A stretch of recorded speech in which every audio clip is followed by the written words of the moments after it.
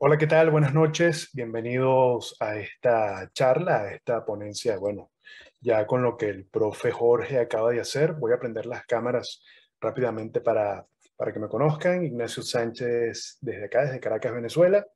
Y como les decía, ya con la participación del profesor Jorge, una clase magistral. Muy agradecido, profesor, por tener una antesala de tanto lujo como la que usted acaba de hacer y que me acaba de dar el testigo para continuar un poco bajo la línea de análisis de entorno y oportunidades de inversión, no sin antes agradecer al equipo de CryptoCash FX que han sido tan amables en invitarnos en la noche de hoy. Yo, para no dilatar más el proceso, voy a pasar enseguida a compartir aquí mis láminas. Profesor Jorge, a mí me da mucha risa cuando usted habla de una manera cómica acerca de las crisis económicas que ha afrontado Argentina, que se ha dicho de paso es un país que yo siempre he querido, que siempre he amado y con el que me han tendido muchísimos lazos de amistad. Eh, Cuando viví aquí, viviendo aquí en Latinoamérica y también viviendo en España, hice grandes relaciones con grandes hermanos argentinos. Y bueno, al final nos damos cuenta que la raza que es un poco más afín y común en el mundo es la latina, ¿no?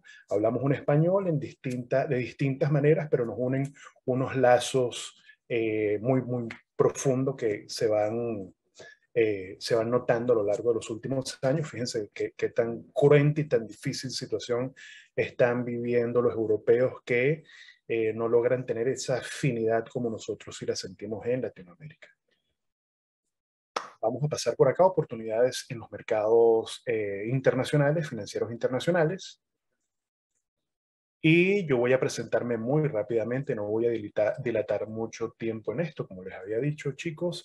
Yo soy Nacho Ignacio Sánchez López, aquí tienen mis redes sociales, a través de las cuales pueden seguirme en @Nacho_Trader, @Enti Investment Academy, @JTC_Consulting, que es nuestra consultora financiera y de inversión, y @Hablemos de Trading y de Finanzas. Aquí tienen nuestra página web www.entiacademy.club, y aquí tienen mis número de contacto y mi correo electrónico en caso de que cualquier persona quisiera preguntar algo, alguna duda que quedó o quisiera ahondar un poco en la explicación que el profesor Jorge y mi persona estamos desarrollando en la noche de hoy. Yo soy Ignacio Sánchez, yo voy a ser muy breve, yo soy abogado.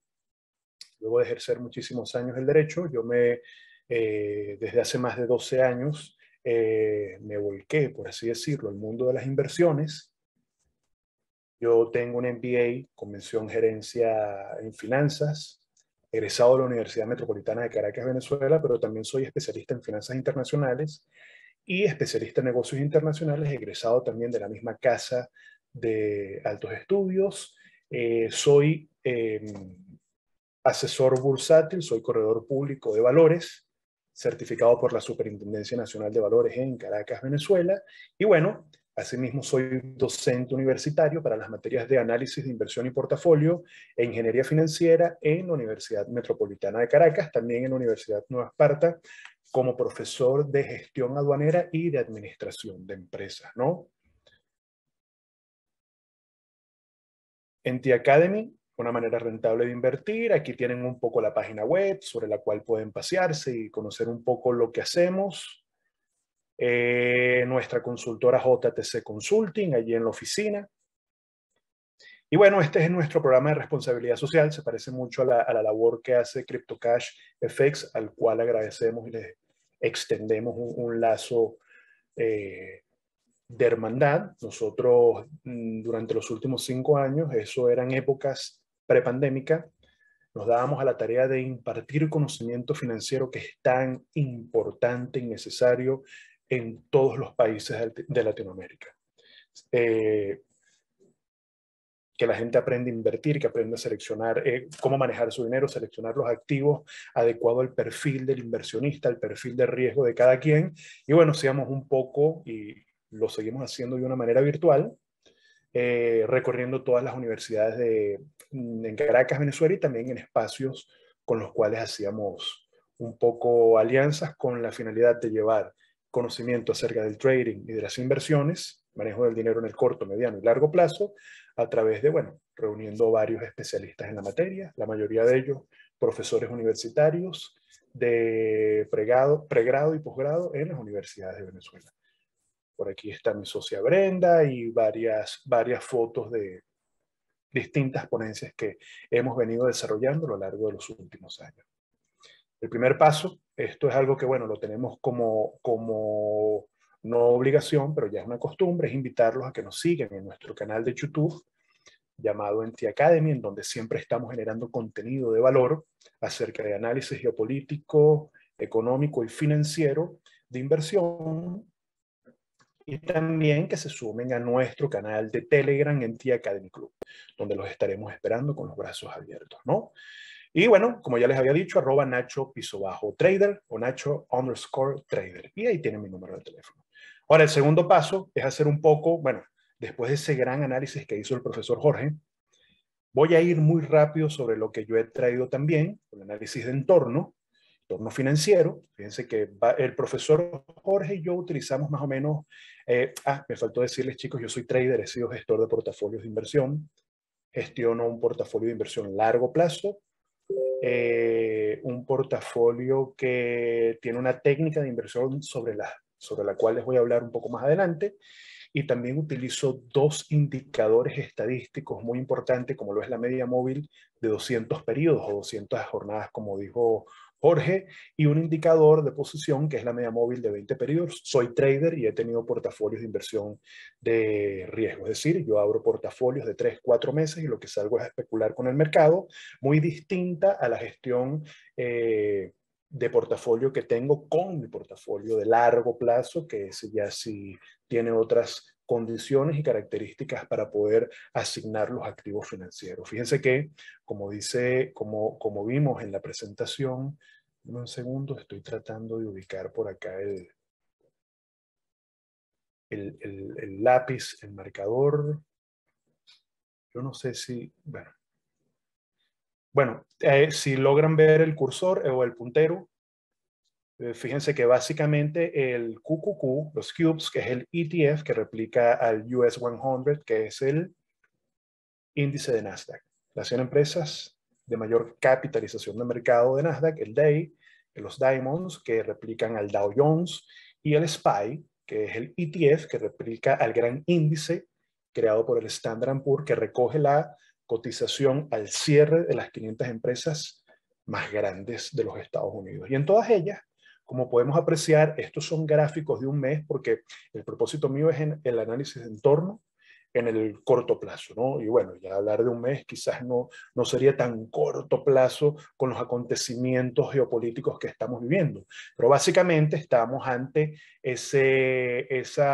un movimiento en donde los mercados han hecho un patrón de doble toque o doble fondo, por así decirlo, que nos anuncia una ley del mercado número 4, que básicamente da una transferencia, un movimiento alcista. Los mercados en el último mes han experimentado muchísima volatilidad, y no porque sea una tendencia proyectada alcista significa que las cosas estén bien o que va a seguir siendo así el día de mañana. En cualquier momento pudiera, incluso cuando una tendencia ha tenido un movimiento tan proyectado, es normal que se espere un retroceso, un pullback entre el 30 y el 50%. Cuando rompe del 30 al 50%, tal como lo explicó el profesor Jorge con los retrocesos de Fibonacci, ya pudiéramos esperar un cambio de tendencia. Recordemos que todos estos análisis son de corto plazo.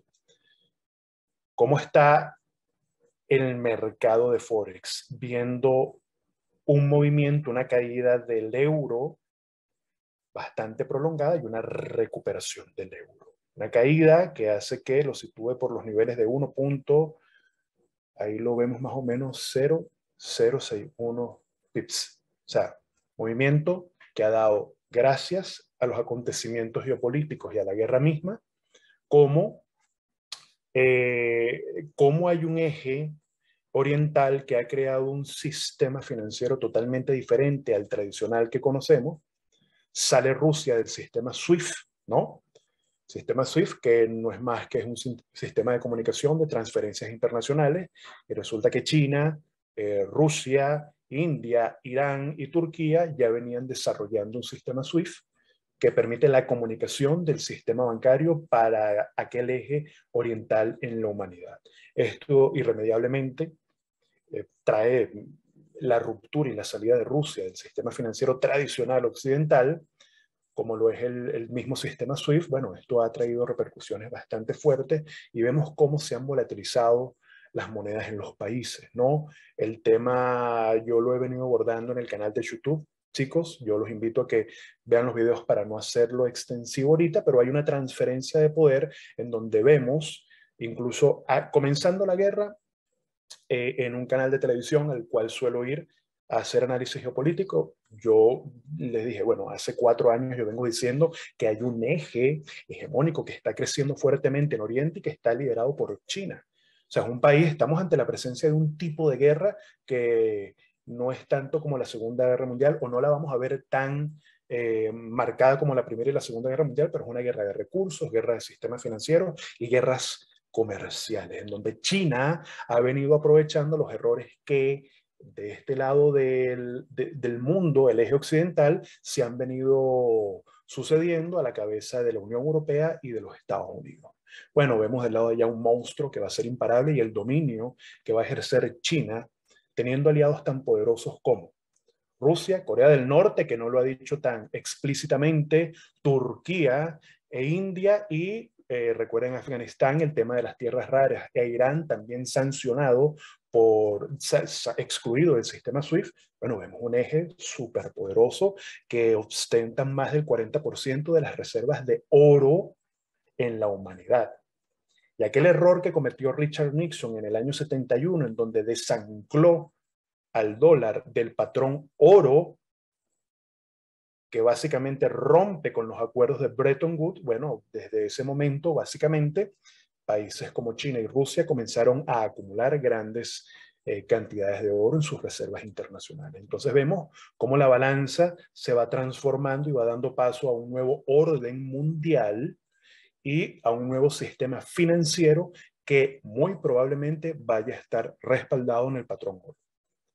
Y los mercados financieros están resintiendo eso. Vemos esa volatilidad que habíamos visto con los índices, ahora en el mercado de divisas con el par euro-dólar. También vemos el oro que había alcanzado un máximo, ¿no? Un máximo cuando sobreviene la guerra de Rusia, la invasión de Rusia contra Ucrania, y bueno, una corrección normal de los mercados. Normal cuando que nos los desglosa el price action o la acción del precio, que cuando un activo financiero toca una zona de resistencia, es normal que exista una corrección y lo lleve hacia zonas de soporte, ¿no? Medimos los mercados financieros entre resistencias y soportes, y luego rompiendo la barrera de la media móvil de 200 periodos, que lo que nos da es una ubicación de mercado en donde siempre que el activo se sitúe por debajo de ella, pensamos en un movimiento a la baja en corto, ¿no? Básicamente lo que el profesor Jorge nos explicó muy gentilmente en su presentación. Vemos el petróleo.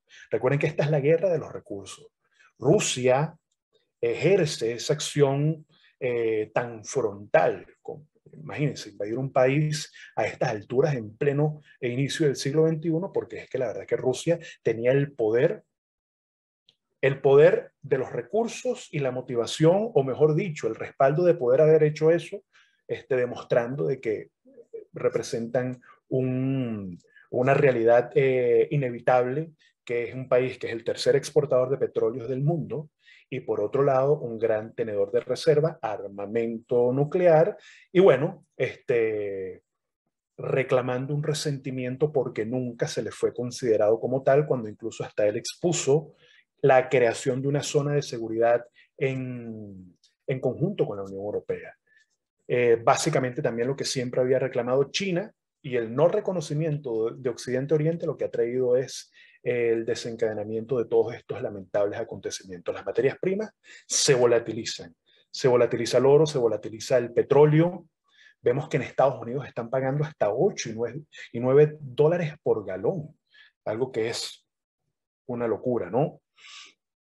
Y también podemos ver acá no solamente al Brent, sino también al West Texas Intermediate, el WTI, también en un estado de volatilización. O sea, tenemos tendencias alcistas, tendencias que corrigen a la baja, rupturas bajistas, luego hacia arriba. O sea, hay una volatilidad en los mercados financieros que es plasmable ahora en las materias primas y también en los entornos extrabursátiles y bursátiles, ¿no? Aquí que tenemos el Bitcoin y el Ethereum, grandes protagonistas, grandes mercados refugio, Ethereum o Ethereum. Las criptomonedas van a tomar un rol muy, muy protagónico a partir de estos lamentables acontecimientos, porque siempre van a seguir siendo mercados refugio. Fíjense que esta lámina yo la hice ayer en la noche, tomé el capture de pantalla de TradingView y fíjense que tiene un movimiento lateralizado.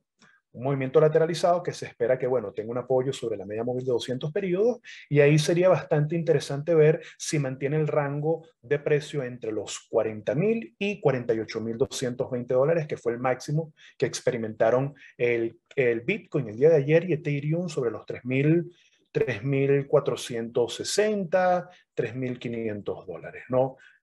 Tendencia alcista proyectada, incluso un activo que venía de corregir muy fuertemente a la baja hasta antes de la ocurrencia de la guerra como tal, ¿no? Aquí que tenemos índices globales, fíjense, India, países que se han visto afectados por un acontecimiento que explicó el profesor Jorge. Cuando hay caídas de los mercados, existe un mecanismo ejercido por los bancos centrales que fue creado incluso por la Reserva Federal y que también presidentes del Banco Central Europeo como Draghi lo aplicaron cuando sobrevino la crisis de los mercados de las hipotecas subprime, la caída del mercado de real estate en los Estados Unidos que arrasó y arrastró con las demás bolsas, que es la flexibilización cuantitativa. ¿Qué significa la flexibilización cuantitativa? Recorto tipos de interés, le digo a la gente que el dinero no vale nada, salgan a consumir, no podemos darnos el lujo de parar el aparato productivo, corporativo, porque es a través de él que hacemos la recaudación fiscal y además de eso inyecto de liquidez al mercado. ¿No? Se inyecta de liquidez al mercado con cheques de estímulos. A las personas en Estados Unidos les llegaba un cheque y la gente dejó de trabajar. Un poco así a la usanza paternalista de los países de Latinoamérica como el mío, que abusaron grandemente de las rentas petroleras y de pasar a tener grandes riquezas, nos han llevado a una gran pobreza. Y creo que es la gran pobreza, el profesor Jorge me corregirá, pero en los últimos 50 años Venezuela pudo pasar de ser uno de los países más ricos de Latinoamérica a convertirse en uno de los países más pobres por los errores de las políticas macroeconómicas y sobre todo monetarias que hacen que los países padezcan este lamentable daño que a cierto nivel, sobre todo social, pudiera resultar ser irreversible. Entonces, fíjense, el tema de la flexibilización cuantitativa, además de recortar los tipos de interés, doy cheques de estímulos para que la gente salga a consumir, pero inyecto al mercado de liquidez con la recompra de títulos como las letras del tesoro del gobierno norteamericano, letras del tesoro que son instrumentos libres de riesgo, que ya el profesor Jorge lo explicó, no voy a pasar por allá, pero que básicamente es la recompra de instrumentos financieros, cosas que como él mismo dijo, me dio bastante risa, aquí en Latinoamérica es que hay cosas que nosotros entendemos y conocemos porque estamos actualizados con lo que ocurre en las grandes potencias, pero es que en Latinoamérica la realidad nuestra y el manejo un poco de las políticas monetarias y las políticas fiscales son totalmente diferentes. ¿Qué tenemos? Una economía, Global Economy Overview, como una vista general acerca de la economía global, y nosotros vemos una economía global fuertemente atacada por la inflación. Fíjense que Rusia, teniendo un 3.38 de inflación, China un 2.41 y Estados Unidos aquí, bueno, un 1.23. Una estimación, esto lo saqué de Guru Focus, vemos un Global Projected Market Return, el retorno, muchísimos países, incluso con retornos negativos, como el caso de Estados Unidos, Holanda y Japón, y vemos países como Egipto, Rusia y Pakistán con una buena proyección de retorno positivo de mercado para lo que son las expectativas del año 2022. Por otro lado, tenemos otra visual, un poco más ampliada, y lo quise colocar así para ir ya metiéndonos un poco en el territorio de los bonos o las letras del tesoro a 10 años, ¿no? Que este 1,93, el rendimiento, es bastante alarmante, sobre todo sobre instrumentos que deberían ser considerados como el gran refugio de inversión, letras del tesoro a 10 años, pero sobre todo la letra del tesoro a 30 años, que ahorita mismo está viviendo un acontecimiento que ya vamos a explicar, que es la inversión de los tipos de interés, ¿no? En donde vemos que bonos a 2 años están experimentando un rendimiento mejor que bonos o letras del tesoro a 30 años. Básicamente lo que los inversionistas están diciendo es que vamos hacia un proceso de recesión en los Estados Unidos y que no confiamos mucho en las maniobras que tú como Reserva Federal has venido haciendo. No corregiste la inflación cuando tenías que hacerlo en el 2021 porque nos estábamos beneficiando de esto, y que nos ha traído en problemas desde el punto de vista del consumo, como lo demuestra el índice de precio del consumidor que vemos ahí a mano izquierda. Fíjense que ha sido un índice creciente, ¿no? Y el ratio o la razón de desempleo civil, fíjense que ha experimentado una gran volatilidad, por supuesto. Este fue el pico que le tocó enfrentar a Donald Trump, ¿no? Y que, bueno, ha descendido un poco en función también en que se han venido recortando las ayudas o los cheques de estímulo en los Estados Unidos. Pero tenemos situaciones alarmantes. Ahora, fíjense, para nosotros en Latinoamérica entender un 7,9% de inflación es un chiste. Yo no sé, profesor Jorge, en cuánto está en Argentina, pero en Venezuela, bueno, acabamos de salir de la hiperinflación, pero tenemos 270% de inflación. O sea, es como que yo no sé qué ejemplo decir, bueno, yo qué sé, no me he ahogado, pero tengo la orilla ya a 15 metros, a 15 kilómetros de distancia. O sea, lo que me queda por nadar y salir de aprietos es bastante considerable, ¿no? Aquí tenemos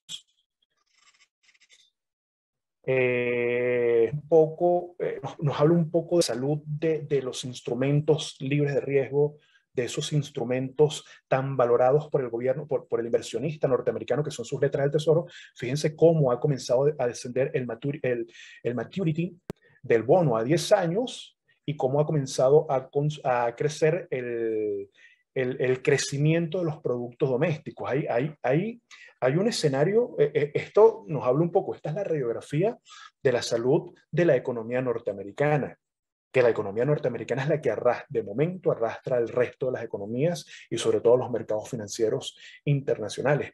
Pero ahí lo que estamos viendo son cosas realmente alarmantes. Yo creo que si el señor Milton Friedman estuviera vivo ahora, era un economista, un monetarista norteamericano de origen judío, que se dio a la tarea de criticar fuertemente a los presidentes de la Reserva Federal en el uso indiscriminado e irresponsable de la impresión de dinero sin respaldo. Y recuerden que el dólar no tiene ningún tipo de respaldo. Moneda fiat que básicamente vale la confianza que los consumidores depositan en ella. Pero todo eso está cambiando, y los acontecimientos que estamos viendo ahorita en eras post-pandémicas lo que nos está hablando es de esa transferencia de poder, ese cambio en el manejo de las economías mundiales, y que se va a ver fuertemente impactado en los mercados financieros y en la manera en cómo invertimos nuestro dinero. Por otro lado, tenemos también, bueno, indicadores de economía popular, el S&P, como ha crecido increíblemente, y también la volatilidad que nos expresa el VIX, que es un índice que replica la volatilidad del mercado norteamericano, básicamente la volatilidad que tenga el S&P 500 o el S&P 500, ¿no? Alarmante. De verdad que un escenario bastante alarmante. Y bueno, aquí la inversión de los tipos de interés del bono. Fíjense que el bono, la letra del tesoro a 2 años alcanzando 2,30% de rendimiento, y la letra del tesoro a 30 años, vencimiento 30 años, 2,60. Aquí hay algo totalmente alarmante. La inversión de los tipos de interés que nos expresan la curva de rendimientos de instrumentos que son libres de riesgo. Habría que ver también, incluso a nivel de KPM, Capital Access Pricing Model, cómo yo creo una tasa de descuento tomando este tipo de valores y tomando en cuenta la beta del mercado, ¿no? Son cosas que el analista financiero toma muy en cuenta para ver en dónde está situado y lo realmente preocupante que es la situación que estamos viviendo, ¿no? Estos son indicadores de lo que vamos a vivir a lo largo de estos años, de lo que estamos viviendo, y bueno, el gran índice de 7.90% de inflación en los Estados Unidos. Fíjense que sobre la base de la media móvil de 200 periodos tenemos una tendencia proyectada. Es un movimiento de inyección o de motivación o de data acumulada que no es algo normal, como una moderada subida y una moderada bajada en los tipos de interés. O sea, esto es un índice alarmante. Yo creo que la Reserva Federal se dio cuenta muy tarde del error en el cual han metido a su pueblo y no se esperaba nadie la invasión de Rusia a Ucrania, que bueno, sí, por supuesto, del lado de allá estaba todo debidamente orquestado y organizado, ¿no? Básicamente lo que se le ha dado es un golpe al sistema financiero norteamericano y un golpe terrible al dólar. Terrible al dólar. Si Rusia y China logran cumplir esa promesa de crear una criptomoneda respaldada en oro, yo creo que estamos ante la presencia cada vez más acelerada del declive del dólar como moneda preponderante en el comercio y en las transacciones financieras internacionales, ¿no? Y no solamente eso, sino que recordemos que ahora el señor Putin dijo el día de ayer que el petróleo que suministra Occidente, sobre todo a Europa, tiene que ser pagado en rublos con la intención de recuperar un poco esa caída que ha experimentado el rublo luego de la Segunda Guerra Mundial, de la invasión de Rusia a Ucrania, cuando sale Rusia de los del sistema financiero SWIFT occidental, que bueno, lo que hizo fue que cayera fuertemente el tipo de cambio en relación con el dólar, rublo, dólar, y ahora hay un gran movimiento para tratar de recuperar esa gran caída que ha experimentado el rublo. Seguimos viendo cifras y acontecimientos alarmantes. Allí pareciera que lo único que sigue imparable es el S&P 500, el gran índice, pero que ha sufrido su gran corrección en lo que ha sido el devenir del año 2022. Ahora fíjense, panorama de mucha volatilidad para el año 2022, 2023 y 2024. Vamos a situarnos desde el punto de vista del inversionista. El inversionista debe de seleccionar los mercados emergentes y refugios con la finalidad de gestionar el riesgo sistémico siempre a la orden del día y presente en los mercados financieros. ¿Cuál es el comportamiento de aquel que gestiona fondos de inversión, que capta dinero del público, o nosotros que pudiéramos ser traders o inversionistas de retail? Ver que ante estos escenarios, tener bien claro cuáles pudieran ser esos mercados en donde yo debería de colocar el dinero, no tanto ya con la finalidad de producir ganancias o beneficios sobre las operaciones de inversión, sino para cubrirme un poco, hacer un poco de cobertura ante el riesgo sistémico, que es un riesgo que está cada vez más presente y que está a la orden del día. ¿Qué es el riesgo sistémico? Es cuando caen los mercados, producto de una crisis, producto de un cisne negro, y que no tiene nada que ver incluso con la diversificación que tengamos en cartera, porque cuando toca que caigan los mercados van a caer irremediablemente todos ellos, ¿no? Entonces, fíjense, la obligación del gestor de cartera para traer y entrar un poco acerca del panorama que pudiéramos, ya el panorama que analizamos y qué pudiéramos hacer ante dicho panorama, yo traje una frase del gran gurú de las finanzas, Warren Buffett, que dice: la primera regla del inversionista es nunca pierdas dinero. La segunda, no te olvides de la primera regla. Hay algo muy, en los últimos, yo tengo 12 años como consultor financiero, pero tengo 9 años como trader y como gestor de cartera. Y de verdad que cuando yo me levanto, voy a la oficina, prendo las pantallas y yo me toca gestionar mis portafolios o hacer mis operaciones de trading, yo desde hace mucho tiempo dejé de pensar en cómo hacer dinero, sino cómo no perder dinero. Siempre la gestión del riesgo debería ser el punto clave de aquella persona que maneja dinero en los mercados financieros. Ahora imagínense ante unos mercados tan volátiles como los que estamos viviendo. Es un reto, pero Un reto tan grande que desde hace ya muchos meses los grandes fondos de inversión no están abriendo posiciones en cartera. Esos movimientos que nosotros vimos de los índices, S&P, Nasdaq, Dow Jones, son movimientos incluso de operaciones de un dinero que no es un dinero real, operaciones en cortos, opciones financieras, contratos de futuro. Vemos muchísimo movimiento tratando de especular con el mercado, pero no es un movimiento de inversión, porque ese ciclo que nos dibujó el profesor Jorge es un ciclo que incluso está experimentando una corrección normal y sana en los mercados financieros. Lo que pasa es que con el acontecimiento geopolítico que estamos viviendo ha tomado otras dimensiones y pareciera que no vemos en el corto plazo cuándo pudiese finalizar. Aquí también yo les traigo las oportunidades de inversión. Coloco la imagen de Ray Dalio, porque Ray Dalio es una persona que había predicho muchas de las cosas que están ocurriendo, pero era un inversionista que cuando nosotros vemos el portafolio de Bridgewater y yo lo analizo, él tiene una gran posición y una asignación de cartera muy fuerte en ETF. Saben ustedes, chicos, que son instrumentos que replican índices que se comercializan de manera individual en mercados emergentes. Considerar también la inversión en mercados de criptomonedas, porque el mercado de las criptomonedas tiene una peculiaridad que también se mencionó antes, que no está regulado y no pasa por las manos de ningún presidente de ningún banco central, y es por eso que ha tenido la aceptación global en la humanidad que ha experimentado en los últimos 10 años. Y también considerar algo con lo cual yo nunca me he sentido muy bien, no me he sentido muy cómodo, mejor dicho, pero que vale la pena prestarle un poco de atención, que es el mercado de las materias primas, los commodities. Y bueno, básicamente lo que estoy diciendo lo acaba de decir el profesor Jorge. Coincidimos en muchísimos puntos y me llena de muchísima satisfacción. Yo quizás traigo un punto adicional para complementar la idea que trajo el profe Jorge, que es la inversión en renta variable, ¿no?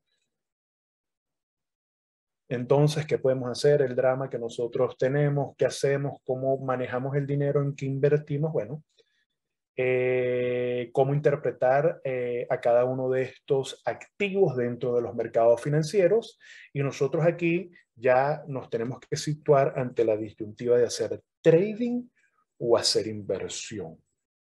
Sin entrar en esa disyuntiva de las personas que ven al trading, el inversionista que ve al trading y al especulador como algo no convencional, y al trader que ve al inversionista como algo pasado de moda, no. Yo creo que el operador financiero de hoy día debe de tener un conocimiento y un entendimiento tanto de especulación en los mercados financieros como de inversión de largo plazo, porque al final las riquezas se sitúan en el largo plazo.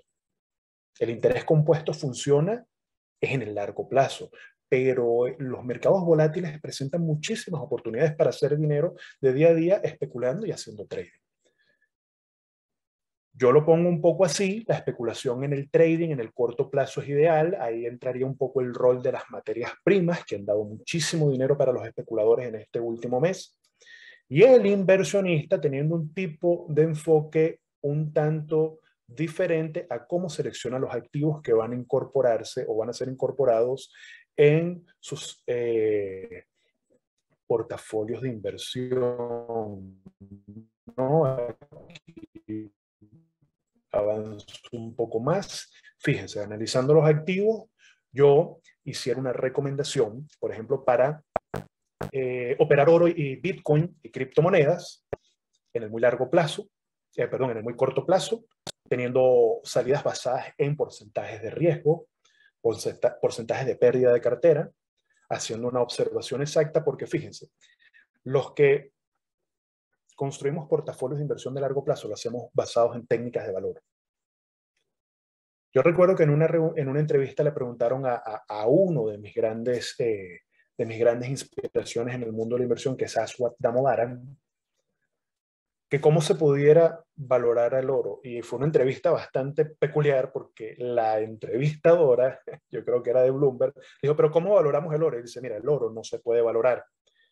En ese entonces ni por asomo. El Bitcoin se vislumbraba como un gran mercado, una gran opción de inversión a futuro. O sea, el oro, la importancia que tiene el oro es que es un gran medidor de las políticas monetarias de los bancos, de los bancos centrales de los países.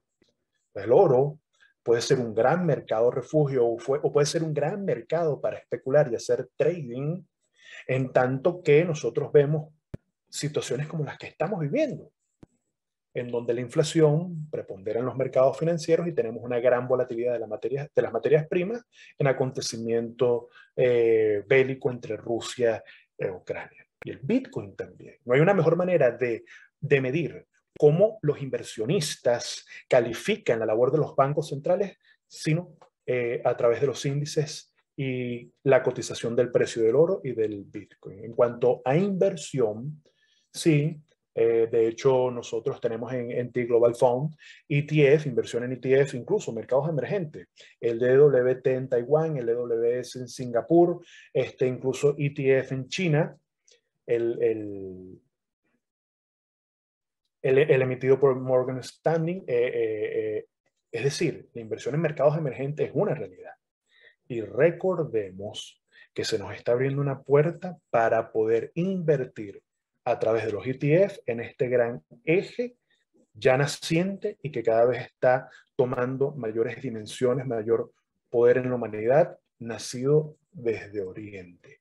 Eso es algo que nosotros no podemos perder de vista, independientemente que nos sintamos cómodos y a gusto con la guerra o no, con la invasión. Hay un tema de que se ha desarrollado un sistema financiero ya en donde podemos tener una posibilidad de inversión a través de este tipo de instrumentos. Y para invertir, lamentándolo mucho, yo sigo insistiendo en la aplicación de la técnica de value investing, que la creó un señor, bueno, decimos que la creó, pero fue el primero que lo plasmó, Benjamin Graham, que fue el gran mentor del señor Warren Buffett. Irremediablemente seguimos a Warren Buffett, seguimos a Ray Dalio, seguimos a tipos como Peter Lynch, como Carl Icahn, como, bueno, Gene Simmons y George Soros.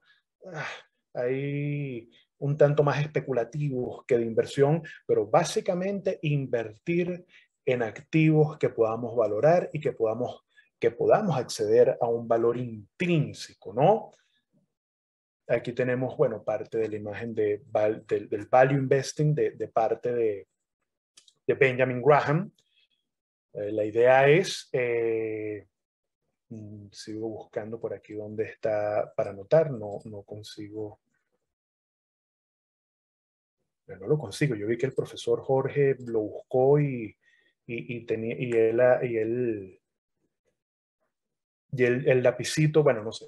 Seguimos. Básicamente el value investing lo que nos dice es que valoremos las acciones a través del estudio de sus estados financieros, el free cash flow, por ejemplo, y luego de que yo he conseguido el valor, sentarme a esperar el descuento.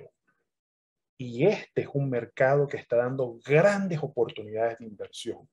El profesor Jorge habló del split que van a experimentar grandes empresas como Google, Amazon, Tesla, creo que por ahí pudiera meterse Nvidia, creo que Netflix también le tocaría hacerlo. Yo hacía muchísimo trading con esas empresas, hacía day trading, estoy hablando hace un montón de años, cuando, por ejemplo, Netflix y Tesla en 80, $90. Son empresas que crecen, pero al ritmo que crece la empresa como tal y la aceptación del mercado en las mismas. Ahora, recordemos siempre que una cosa es la cotización del precio y otra cosa es el valor de la compañía, que es lo que se encargó Benjamin Graham de expresar en su obra El inversor inteligente y en análisis de seguridad, sobre todo en análisis de seguridad. Bueno, el valor intrínseco de parte de Warren Buffett pasa por entender cuál es el verdadero y el real valor de un activo financiero, ¿no? Es lo que vale un activo el día de hoy, esa es la valoración intrínseca. Hay mucha gente y muchísimos inversionistas que toman el método de valoración relativa que invierte según el sistema de múltiplos, pero eso no te determina el valor, sino solamente qué oportunidad te ofrece una empresa como Apple, Google, Microsoft, Disney, en cuanto a la media del mercado. Lo comparas contra la media del mercado es el S&P 500, el índice más importante del mundo, o con otra empresa que compita en el sector. Pero eso no es valoración. Valoración es ver los estados financieros, que tú tomes los revenues, las ventas, tomes el ingreso neto, tomes el free cash flow y que proyectes a futuro un free cash flow y traigas a valor presente descontando a una tasa como por ejemplo puede ser el WACC. Los niveles de apalancamiento son muy importantes para analizar empresas. Pero lo que les quiero decir es que fíjense, bueno, más información, método de valoración, por ejemplo, el descuento de flujo de caja, que es lo que aplican sobre todo Warren Buffett, gran pupilo de Benjamin Graham, Bill Ackman, el Baby Buffett, el gran discípulo de Warren Buffett, y un señor que se llama Peter Lynch, que escribió una gran obra que se llama Beating the Street, ¿no? Batiendo la calle, batiendo Wall Street, que se las recomiendo con los ojos cerrados, ¿no? Ahora fíjense, inversión a largo plazo en activos en donde yo pueda conseguir el valor y comprar a descuento, pero yo quiero darles una recomendación más allá de eso. Hay que invertir en los monopolios. Hace unas semanas fui también entrevistado en la tele y me tocó explicar un poco este punto de vista. ¿Por qué invertir en los monopolios? Y bueno, me vieron así, pero el monopolio no lleva de empresas monopólicas. Señores, el señor Mark Zuckerberg nos tiene en sus manos. La empresa Metaverse, que cotiza como Facebook o como Meta, ya cambió el sticker en los mercados financieros. Fíjense, tienen el poder de Facebook, WhatsApp, Instagram y Pinterest. Señores, el 80% de nuestro día el ser humano está absorto en las redes sociales. Los grandes buscadores del mundo, Google y YouTube, McDonald's, Apple, ahora se abre paso Tesla. Esas empresas son algo de lo que yo llamo que muy pronto van a pasar a convertirse en monopolios, países, corporaciones o corporaciones, Estado. Son empresas que son tan grandes que en los activos, o mejor dicho, en el patrimonio de los accionistas hay tanto dinero que pudiera haber, bueno, si agrupáramos a 10 o 4 o 5 países pobres en la humanidad o con un PIB muy pequeño o con una capacidad de producción muy limitada, cualquiera de estas empresas, como por ejemplo Apple, que tiene la mayor capitalización de mercado del mundo, pudiera comprarlos.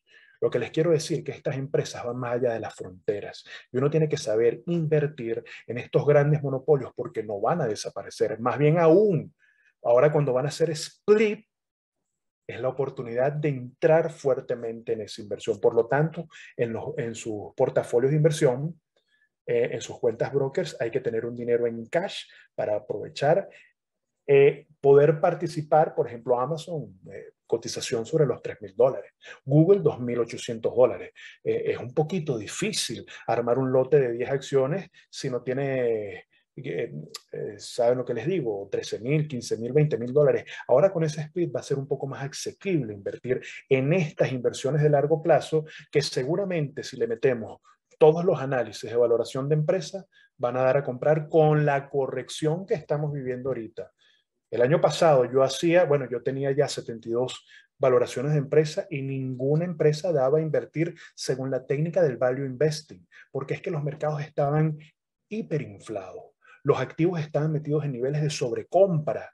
No había por dónde comprarlos, pero con el método de valoración intrínseca, con el método de valoración relativa sí, que es lo que hace el común de los inversionistas y que valoran el enterprise value entre el PER, por ejemplo, el price to earning, o el enterprise value frente al free cash flow, pero solamente lo estás comparando contra la media del mercado.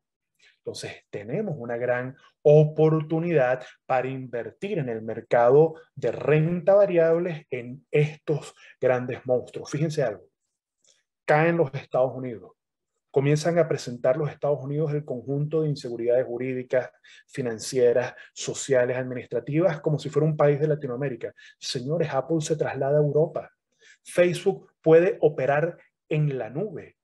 Muchas de estas empresas tienen activos intangibles y es allí donde nosotros tenemos que meter nuestro dinero.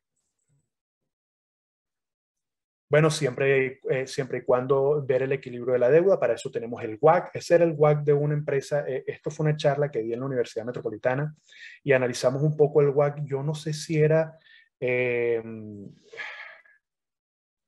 se me olvida el nombre ahorita.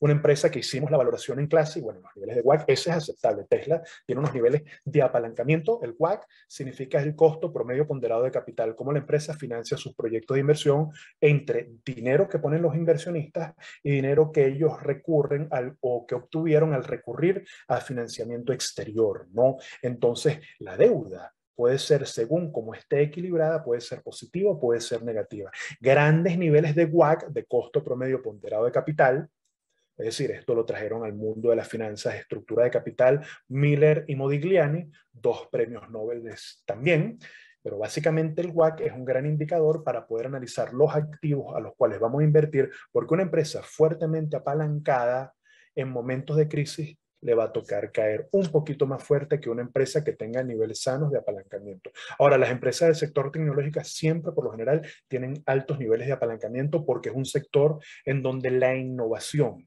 y estar un poco, mantener las ventajas competitivas en sus sectores implica un alto costo de inversión. Para especular, mercado de criptomonedas, yo no hablo de mercado de... Yo tengo mi portafolio en Binance y yo tengo una diversificación de criptomonedas, pero me cuesta mucho llamarla inversión en criptomonedas porque yo no puedo valorar estado financiero. Yo ahí no puedo ver la situación financiera, el balance general, el estado de resultado, el flujo de caja libre. Por lo tanto, tengo un portafolio que es un portafolio con el cual pudiera especular en el corto plazo. Recomiendo siempre mercado de criptomonedas, mercado de Forex divisas. Recordemos que las criptomonedas y las divisas son métodos de pago, son divisas como tal.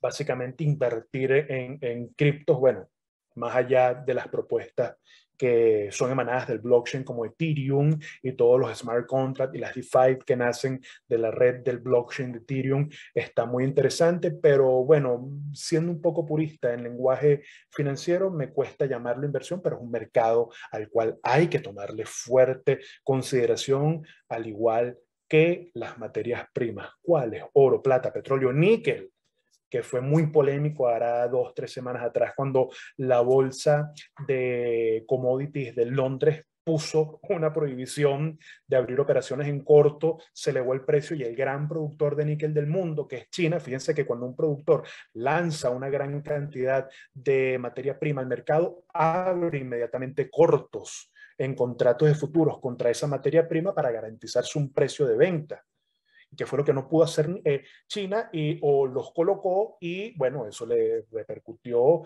saltaron, imagínense los margin calls de un gran productor como China que hizo que desde Hong Kong saliera en fracciones de una mañana una comitiva a Londres a hablar de esto y que levantaran las sanciones porque es que las pérdidas fueron terribles, ¿no? Es un mercado bastante volátil en el cual el especulador y el trader pudiera aprovecharse en épocas de volatilidad, ¿no? Bueno, aquí tenemos al día de hoy cómo se habían comportado las principales materias primas. Vemos que el movimiento es una tendencia alcista, pero ya comenzando a entrar en zonas de consolidación, de lateralización. Las criptomonedas sí, el día de hoy no lograron rebasar, sobre todo el Bitcoin, esa barrera de los 48,000 y tantos dólares y bueno, entró en un canal lateralizado y bueno, los índices también, luego de esa caída que experimentaron sobre el mediodía, tuvieron un movimiento alcista y luego la lateralización que pudiera dar lugar a una corrección bajista, ¿no? Volatilidad por todos lados. Grandes oportunidades de inversión, criptomonedas, mercados de materias primas y saber valorar activos para abrir este tipo de acciones, sobre todo en empresas monopólicas, en un periodo de inversión que superen los 5 años de tenencia en cartera, ¿no? Como conclusión, definir los porcentajes de riesgo de cartera. La gestión del riesgo siempre es lo más importante al momento de operar dinero. Operar, sí, dinero sobre todo si se capta al público, activos para especular, hacer una separación saber determinar cuáles son los activos ideales para especular en mercados, refugios y alternativos y valorar acciones para las correcciones y caídas que seguramente nos darán oportunidades de compra en descuento cumpliendo luego de 2 años la teoría del value investing que te dice valora el activo y espera que entre en niveles de sobreventa, que esté por debajo de su valor, mientras más abajo, mucho mejor, cosa que no pudimos hacer a lo largo de los 2 últimos años, porque esa flexibilización cuantitativa que llenó de gran liquidez la Reserva Federal, llenó de gran liquidez al mercado norteamericano, hizo que todo el mundo hiciera trading, todo el mundo comprara y que todos los activos del mercado se situaran en niveles de sobrecompra.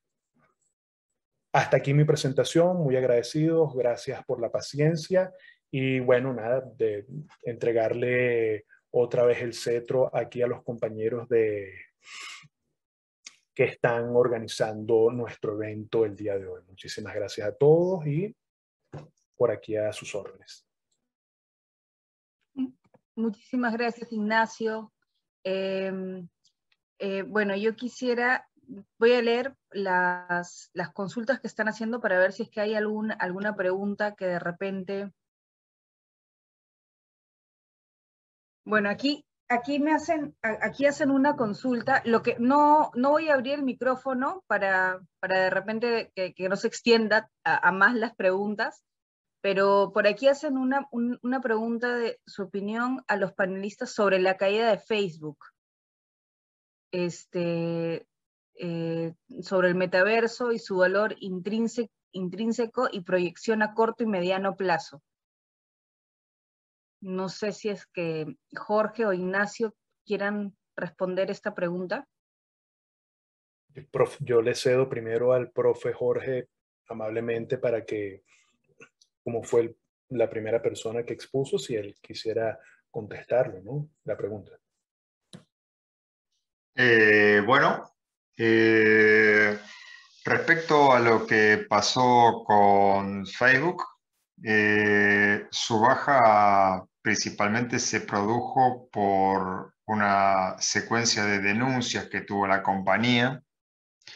En principio, por una cantidad de datos que fueron liberados desde el sitio de Facebook. Fue creada una serie de bases de datos que han servido también para interferir con elecciones y con situaciones de ese tipo. Tuvo sanciones. El mercado creyó que las sanciones iban a ser más drásticas. Con mucha habilidad, Zuckerberg cambió el nombre de Facebook y bueno, lo transformó en algo mucho más grande, algo mucho más dinámico, que es el metaverso, ¿no? Así que los objetivos realmente no he mirado el gráfico de Facebook últimamente, pero dependerá un poco de qué es lo que vaya a ocurrir con la empresa, cómo es el desarrollo de este nuevo nombre, de esta nueva empresa que viene de alguna manera a sustituir a Facebook. Y también el atrayente que resulte todas las incorporaciones nuevas, ¿no? Yo entiendo de que debería rápidamente en ganar precio, consecuentemente con el tipo de empresa que se está creando, ¿no? Es decir, va a haber un montón de actividades adicionales, de utilidades que tiene esta nueva empresa Metaverso, y entiendo de que eso le tendría que dar valor rápidamente a la empresa. Ahora, el cuándo, realmente no lo puedo determinar, ¿no? Yo creo que en el mediano largo plazo y en cuanto la situación mundial crítica se normalice, debería ganar rápidamente valor. Esto es lo que yo creo, ¿no? Igual, de todas maneras, hay que ir monitoreando el mercado siempre, porque siempre puede aparecer alguna situación que malogre algún dato o alguna circunstancia, y bueno, siempre hay que monitorear de cerca, ¿no? Pero entiendo que en mediano y largo plazo puede ser una buena opción. Esto Sí, es lo que tengo para agregar. gracias, profesor Jorge. Yo opino igual que usted. Yarry, gracias por tu pregunta. Fíjate, eh, el modo de pensar un poco del inversionista de largo plazo que aplica técnicas de valoración de empresas, fíjense, si ustedes se meten en los estados financieros de Facebook, eso es una empresa sólida, los ratios de solvencia. O sea, la empresa, el ratio de solvencia es la capacidad que tiene la empresa en el largo plazo de afrontar cualquier tipo de acontecimiento como el que acaba de explicar el profe Jorge. En realidad fue un tema muy puntual que coincidió con todo el tema inflacionario y que la Reserva Federal dijo que iba a aumentar los tipos de interés. Ahora, cuando uno invierte en este tipo de empresas, créanme que es muy difícil que una de estas empresas quiebre. Son posiciones de inversión de largo plazo.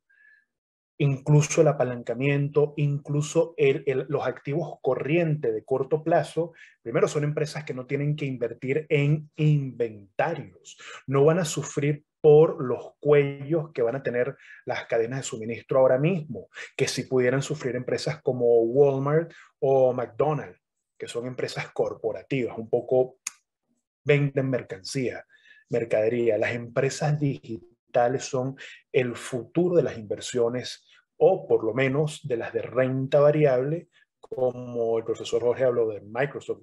Hay dos empresas que no pueden faltar en mi portafolio, Apple y Microsoft. Pero yo no creo, yo creo que el valor intrínseco, los activos son poderosos, son solventes, es así como Alibaba o Alibaba, que fíjense que venía de unas correcciones terribles. ¿Y qué tal ahora? Tesla. ¿Y qué tal ahora? Son corporaciones monopolísticas, o sea, muy difícilmente van a experimentar en el largo plazo un retroceso. Por lo tanto, yo opino igual que el profesor Jorge, mediano, largo plazo, son una buena opción, pero recuerden algo que dice Benjamin Graham. Mr. Market en el corto plazo es un tipo irracional y loco. En el largo plazo es un tipo racional. Eso es como Dr. Banner y Hulk. En el corto plazo tenemos que esperar ver a Hulk cualquier momento. En el largo plazo es el Dr. Banner. Y no está mal ni está bien. De hecho, el escenario ideal para un trader es la volatilidad, pero para un inversionista no. Ve sus proyecciones en el largo plazo.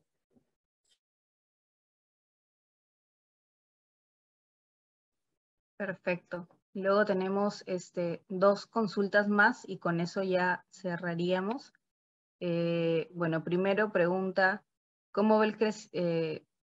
Bueno, es dirigido al profesor Jorge, pero obviamente Ignacio también puede y probablemente va a querer responder. ¿Cómo ve el crecimiento de las empresas en los próximos meses en el contexto inflacionario? Y con respecto a la subida de la tasa de la FED, se supone que las acciones bajan porque las inversiones migran a los bonos del tesoro. Entonces, ¿es recomendable seguir posicionados en acciones? Esas son las dos consultas que hacen.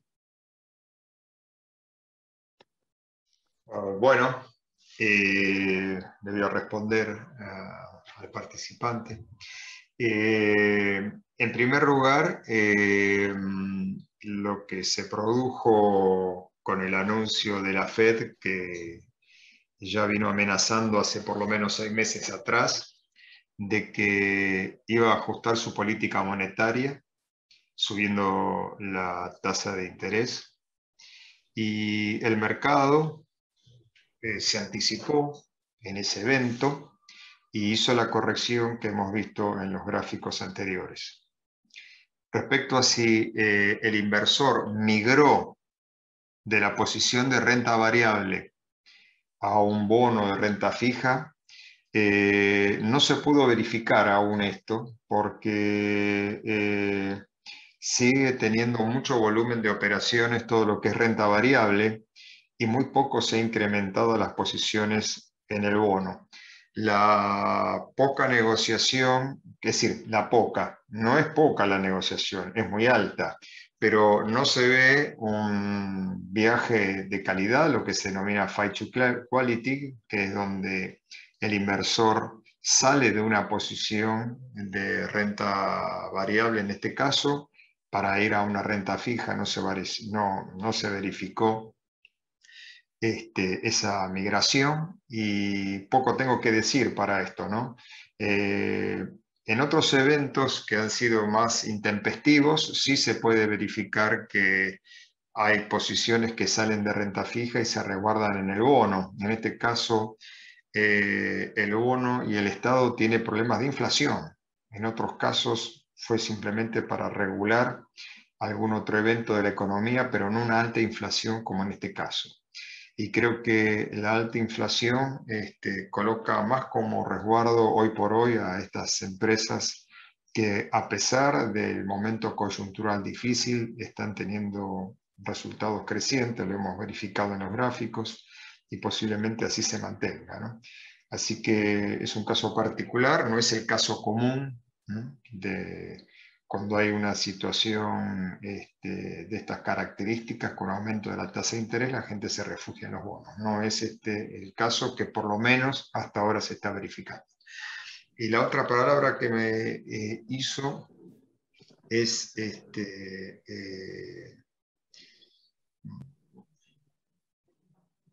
Ay, perdón. No, acá está. Si es recomendable seguir posicionado en acciones, o en este caso solamente empresas anticíclicas. Yo creo que por ahora, por lo que hemos visto en los gráficos, algunas de las acciones que hemos mencionado, como ha dicho también Ignacio, que no pueden dejarse de tener en cartera, yo creo que están mostrando rendimientos sostenidos. Las empresas, a pesar de esta coyuntura negativa, tienen rendimientos sostenidos, y entiendo que esto es lo que están mostrando en el peor momento. Cuando la situación mejore, también estos números entiendo que van a tener que mejorar, ¿no?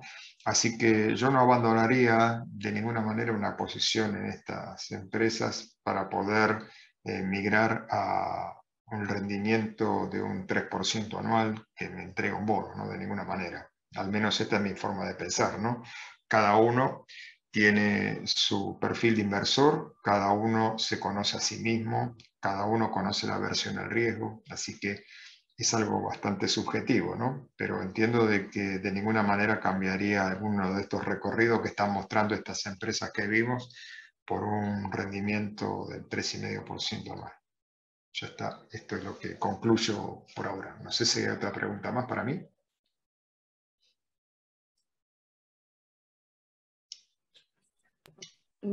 No, esas fueron las consultas. Apple viene subiendo 12 días, dice, consecutivos. Y que está a punto de recuperar su valor histórico, dice Paola, Charlie.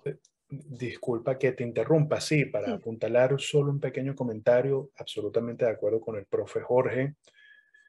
Siempre recordar que cuando se sustrae la liquidez del mercado, recordemos que tenemos la Reserva Federal inyectando de cortisona al cuerpo financiero en los Estados Unidos, que se infló. Cuando la dosis se reduce, vamos a ver un cuerpo que va a volver a su estado de flaqueza. Es decir, cuando se saca la liquidez del mercado, los activos caen, pero recuerden que caen en cuanto a cotización del precio. El valor es algo diferente. Yo seguiría posicionado en inversiones de acciones largo plazo, y les voy a recomendar un libro que se llama Guía de Inversión a Largo Plazo, de Jeremy Siegel, un norteamericano que, bueno, hizo como 20 ediciones del libro. Ya él no está con nosotros, pero él logró demostrar en los últimos 200 años cómo la inversión en acciones superaba con crece a la inversión en oro, a tener dólares en cartera, que bueno, se pierde valor con la inflación, y a la inversión de bonos en el largo plazo. Claro, el profesor Jorge dijo algo muy importante digno de materia de gestión de cartera. Cuando el inversionista ve en riesgo el mercado de renta variable, él se pasa. Recuerden que no son 1.000, 2.000 o 5 o 6 millones de dólares. Son miles de millones de dólares que gestionan los fondos de inversión. Se pasan inmediatamente al mercado de renta fija, mercado de bonos, para resguardarse en el corto plazo. En el periodo de 3 a 5 años sí pudiera dar cierta estabilidad, pero en periodos de 30, 20, 50, 70 años, el poder que da el mercado de renta variable, y lo dijo el profesor Jorge, fíjense que han caído los mercados y las grandes empresas siguen dando beneficios. Ha caído en la cotización del precio, pero el valor de la organización es diferente. Entonces, excelente la pregunta y solamente era para complementar la excelente respuesta del profe Jorge.